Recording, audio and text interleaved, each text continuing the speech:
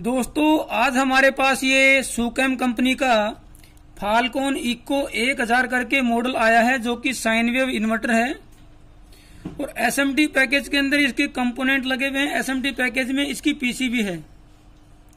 इसमें प्रॉब्लम क्या है कि जैसे ही हम इसको कनेक्ट करते हैं 12 वोल्ट सप्लाई पे बैटरी पे, उसके बाद ऑन करने के बाद इसके अंदर बैटरी लो का वार्निंग आता है, एलईडी इंडिकेशन भी आता है और बजर साउंड भी आती है बैटरी लो का। अब इसको हम यहाँ पे रेक्टिफाई करेंगे, सोल्व करेंगे, रिजोल्व करेंगे। इस प्रॉब्लम को स्टेप बाय स्टेप कैसे करना है वो मैं आप लोगों को यहाँ बताऊंगा। सबसे पहले इसको हमने 12 वोल्ट पे कनेक्ट कर दिया है। मेरे पास 12 वोल्ट की एसएमपीएस सप्लाई है। अभी मैं इसको कनेक्ट करके आप लोगों को दिखाता हूँ 12 वोल्ट एसएमपीएस सप्लाई को। एक लंबी बीप आएगी, वो इसका नॉर्मल सॉफ्टवेयर है। कुछ सेकंड की एक लंबी बीप आती है, ये इसका सॉफ्टवेयर है नॉर्मल। अब हम क्या करेंगे, इसके स्विच को यहाँ पे ऑन करेंगे। उसके लिए मैं एक मशीन स्क्रू यहाँ पे ले लेता हूँ, ये आपका, और इसको यहाँ पे जहाँ पे ऑन करते हैं वहां पे लगा देता हूँ। ये आपका स्विच है इसका 2 पिन का, तो यहाँ पे मैं इसको कनेक्ट कर देता हूँ। ये ऑन हो गया है, लेकिन उसके बाद बैटरी लो का यहाँ पे इंडिकेशन आ जाता है। अब ये बैटरी लो का इंडिकेशन आता है, तो अब आप इसमें कैसे चेक करेंगे, किस पॉइंट को चेक करेंगे वो मैं आपको यहाँ पे बता देता हूँ। ये मल्टीमीटर को कर लेते हैं डीसी वोल्ट पे। नेगेटिव जहां पे हमारा एसएमपीएस का नेगेटिव है वहां लगाएंगे। सबसे पहले यहां 12 वोल्ट चेक करेंगे। मेरे एसएमपीएस से जो आ रही है दोस्तों वो है 12.43। अब इसके बाद आप सीधा कहां पे चेक करेंगे वो मैं बता देता हूं। यहां पे एक टेस्ट पॉइंट है जिसके ऊपर लिखा हुआ है TP1। मैं कहूंगा थोड़ा नजदीक से दिखाएं। ये देखिए, ये यहां पे लिखा हुआ है TP1। इस TP1 पे आपको चेक करना है मल्टीमीटर को डीसी पे करके। मैं चेक करा देता हूं। यहां पे दोस्तों वोल्टेज दिखा रहा है 2.55 डीसी वोल्ट। TP1 पे नेगेटिव आपको लेना है एसएमपीएस का या बैटरी का, जहां पे नेगेटिव कनेक्ट होता है वहां से। अब इसमें आना कितना चाहिए वो मैं आपको दिखा देता हूं, क्योंकि मेरे पास एक दूसरी पीसीबी है। ये देखिए, सेम पीसीबी है फाल्कॉन इको की। ये कंपैरिजन में इसलिए करा रहा हूं ताकि आप लोगों को वेरीफाई हो जाए, बात समझ में आ जाए कि ये एग्जैक्टली ऐसा ही होता है जैसा मैं आपको थ्योरेटिकली बता रहा हूं। लंबी बीप आएगी, ये इसका नॉर्मल सॉफ्टवेयर है। नेगेटिव पे यहां पे लगाएंगे। अब TP1 पे चेक करेंगे। ये देखिए, यहां पे आ रहा है दोस्तों 3.82, यानी कि हमारी जो डीसी वोल्टेज है TP1 पे बैटरी लो की सेंस है वो यहाँ पे 3.82 आना चाहिए। और हमारी जो पीसीबी है जिसके अंदर प्रॉब्लम है वहां पे आ रहा है आपका कम।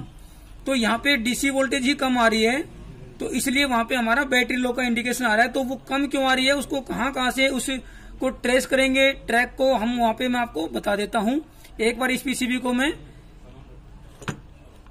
चेंज कर देता हूं और फिर आपको बता देता हूं कि कहां पे कितनी वोल्टेज होनी चाहिए। पहले मेरे ख्याल से मैं ओके में बताता हूं, ओके में बताने के बाद मैं फाल्टी में बताता हूं कि दिक्कत अपनी कहां पे है। दोस्तों ये हमारी ओके वाली पीसीबी है। ओके इन द सेंस कि इसमें बैटरी लो की प्रॉब्लम नहीं है, कोई और प्रॉब्लम इसमें हो सकती है। जैसे हमने इसका जो टेम्परेचर सेंसर है वो निकाला हुआ है, लेकिन बैटरी लो की इसमें प्रॉब्लम नहीं है। मैं इसको ऑन करता हूं, ऑन हो जाती है, कोई बैटरी लो का इसमें वार्निंग नहीं है। और साथ में हमने इसके टेस्ट पॉइंट पे भी वोल्टेज मेजर कर ली थी। अब मैं इसको आपको दिखाता हूं कि ये वोल्टेज आपकी कैसे कैसे किस रेजिस्टेंस से होते हुए आपकी यहाँ पे वोल्टेज आती है 3.82। सबसे पहले 12 वोल्ट आपके यहाँ पे है 12.44।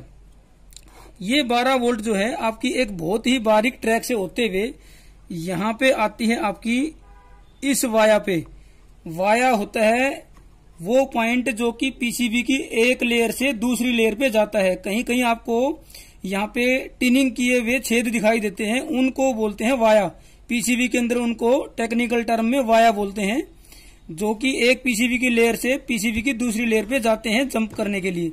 तो यहाँ पे इस वाया पे आया हुआ है। वाया का कोई नंबर नहीं होता है, फिर भी आपको ट्रैक करना पड़ेगा। ये देखिए बैटरी की वोल्टेज 12.44 यहाँ पे आ गई है। उसके बाद ये जो ट्रैक है ये आपका सीधा आया हुआ है R45 पे। यहाँ पे एक रेजिस्टेंस है R45 जो कि 5.6K की है। उसके साथ में एक और रेजिस्टेंस लगी है R65 जो कि 100K की रेजिस्टेंस है। मैं यहाँ पे आपको चेक करवा देता हूँ।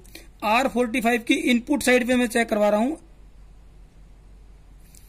12.44, यानी कि ये जो वोल्टेज थी जो कि हीट सिंक पे थी, ये सीधी सीधी आपकी R45 पे आ गई जो कि 5.6 वोल्ट किलो ओम की है। 12.44 वोल्ट यहाँ पे आ गई है R45 पे जो कि 5.6K की रेजिस्टेंस है। और उसकी दूसरी साइड अगर आप चेक करेंगे तो ये आपकी वोल्टेज यहाँ पे थोड़ी सी डाउन हो गई है 11.97 या 98।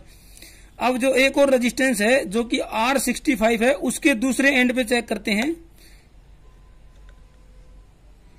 वहां पे आपकी वोल्टेज आ गई है 3.82 जो कि आपके टेस्ट पॉइंट 1 पे जाती है TP1 पे। लेकिन बीच में एक और रेजिस्टेंस है, वो भी मैं दिखा देता हूं। वो है आपकी 1K की। ये देखिए 3.82 जो वोल्टेज थी जो कि R65 जो कि 100K की है, उसके दूसरे एंड से आई है, वो आपकी इस लोकेशन पे पहुंच गई है जो कि 1K की रेजिस्टेंस है। इसके दूसरी साइड चेक करेंगे तो आपकी 3.82 वोल्ट पहुंच रही है और ये आपकी सीधी गई है टेस्ट पॉइंट 1 पे जो कि आपका माइक्रो कंट्रोलर की इसी पर्टिकुलर पिन पे कनेक्ट है। 3.82 वोल्ट आपकी यहाँ पे आ गई है। अब क्या करेंगे, इसको मैं हटा देता हूँ यहाँ पे और आपकी दूसरी पीसीबी जो है हमारी खराब वाली जिसमें प्रॉब्लम है उसको यहाँ पे लगा लेते हैं।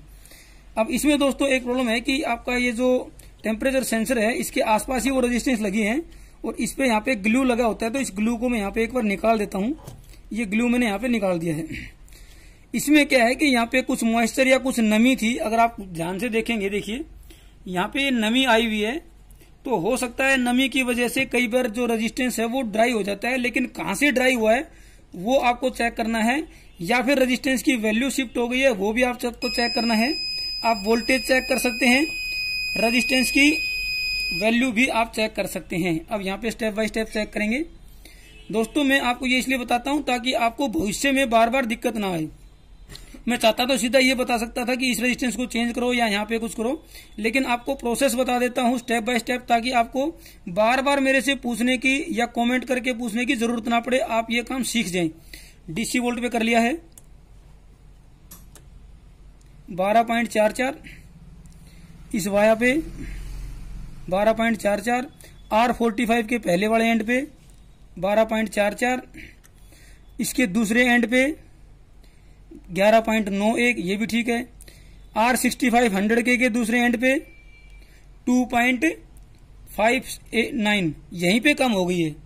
यहाँ पे 3.9 वोल्ट आनी चाहिए थी, यहाँ पे कम हो गई है। इसके बाद ये वोल्टेज आपकी 2.59 बिल्कुल सही है। उसके बाद ये आपकी 2.56 जो भी है वो सही है, यानी कि इसके बाद टेस्ट पॉइंट तक जो वोल्टेज पहुंची है वो बिल्कुल सही पहुंची है 2.53। ड्रॉप कहाँ पे हो गई, R65 पे जो कि 100K का है, ये वोल्टेज आपकी यहाँ पे ड्रॉप हो गई दोस्तों। ये देखिए 2.58 यहीं पे ड्रॉप हो गई, यहाँ पे 3.9 आनी चाहिए। सबसे पहले तो हम क्या करेंगे, फ्लक्स लगा के इसको यहाँ पे कोशिश करेंगे कि ये इसका ड्राई पॉइंट है या रस्ट की वजह से, ये आपका यहाँ पे डस्ट की वजह से माफ कीजिए, या फिर मॉइस्चर की वजह से ये प्रॉपर यहाँ पे कंडक्शन नहीं हो रहा है। क्योंकि 100K की रेजिस्टेंस ज्यादा वैल्यू की रेजिस्टेंस है, वो नॉर्मली खराब नहीं होती है, सिर्फ मॉइस्चर या नमी की वजह से कई बार उसमें जो है उस रेजिस्टेंस की वैल्यू बढ़ जाती है, वहां पे एक गैप आ जाता है, उसमें एक वो शोल्डर पॉइंट के बीच में मॉइस्चर की नमी की वजह से वहां पे रेजिस्टेंस की वैल्यू बढ़ जाती है, जिसकी वजह से वहां पे ड्रॉपेज ज्यादा हो जाती है। सिर्फ यहाँ पे फ्लक्स लगा के हम शोल्डर करके देखेंगे, उसके बाद क्या इशू रहता है उसको भी हम चेक करेंगे। दोस्तों हमारे को प्रॉब्लम यहाँ पे मिल गई है। दोनों रेजिस्टेंस को मैंने ड्राई सोल्डर प्रॉपर कर दिया है, सोल्डरिंग प्रॉपर कर दी है, 1K की भी कर दी, लेकिन उसके बाद भी यहाँ पे जो वोल्टेज है वो 2.57 ही है।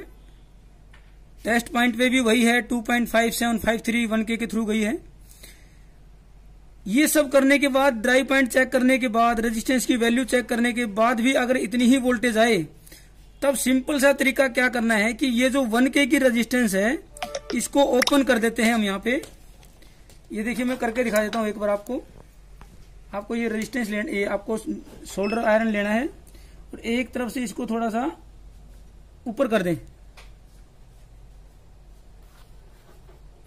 ये 1K की जो रेजिस्टेंस है जो कि आपका डायरेक्ट TP1 पे गई है, और जो TP1 है वो TP1 जो है वो आपका इस माइक्रो कंट्रोलर के पिन नंबर 20 पे गया है। यहां से 1 नंबर से 11 नंबर, फिर इधर से लेके 22 नंबर, तो 22 नंबर से तीसरी पिन जो कि आपकी 20 नंबर है उस पे गया है TP1। अब हमने 1K के रेजिस्टेंस को ओपन कर लिया है और मल्टीमीटर को किया है DC पे। अब देखते हैं वोल्टेज यहाँ पे कितनी आती है, 3.8182, जितनी हमारी ओके PCB में आ रही थी वोल्टेज उतनी यहाँ पे आ गई है। 1K के इस एंड पे भी देखेंगे तो वो आपकी उतनी ही मिल जाएगी, 3.8182, यानी कि 1K का रेजिस्टेंस ओपन करते ही यहाँ पे वोल्टेज पूरी आ गई है।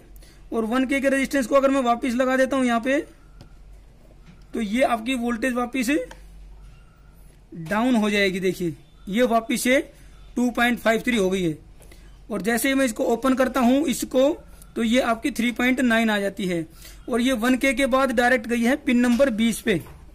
इसका मतलब सीधा सीधा है, रेजिस्टेंस भी ठीक है, कोई ड्राई पॉइंट भी नहीं है, सारी रेजिस्टेंस की वैल्यू भी ठीक है, सारे ट्रैक भी ठीक है।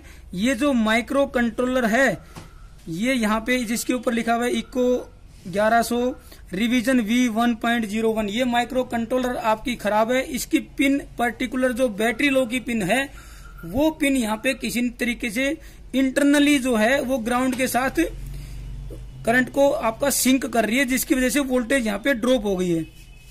तो ये हम इस इन्वर्टर को यहाँ पे हम ठीक नहीं कर पाएंगे। अगर इस तरह की कोई और प्रॉब्लम हो ड्राई सोल्डर से या रेजिस्टेंस से रिलेटेड, वो आप ठीक कर सकते हैं। मैंने आपको सर्किट यहाँ पे समझा दिया है। ये जो TP1 है उसको भी मैं दिखा देता हूँ आपको। ये जो TP1 है ये आपका पिन नंबर 20 पे गया है डायरेक्ट इस माइक्रो कंट्रोलर की। यहाँ से 11 और यहाँ से 22 से तीसरी करेंगे, 22 से 3 पिने वापिस आएंगे तो आपके यहाँ पे 20 है, 22, 21 और 20 नंबर पे गया है ये TP1। यानी कि ये 20 नंबर पिन जो है ये आपकी ग्राउंड के साथ कहीं ना कहीं इसका जो इंटरनल रेजिस्टेंस है वो कम हो गया है। एक प्रकार से कहूं तो ये शॉर्ट हो गई है, जिसकी वजह से ये करंट ज्यादा खींच रही है और यहाँ पे वोल्टेज आपकी ड्रॉप हो जाती है, डाउन हो जाती है। ये ऐसा हमारे को कई तरह के इन्वर्टर में मिलता रहता है कि हमारी जो बैटरी लो दिखाता रहता है, तो उसकी बैटरी लो की जो पिन है वो आपकी इंटरनली खराब हो जाती है, शॉर्ट हो जाती है, इस वजह से ये बार बार प्रॉब्लम दिखाता है। आज हम इसको रिपेयर तो नहीं कर पाए, लेकिन हमने बैटरी लो का जो सर्किट है उसको यहाँ पे हमने समझ लिया है।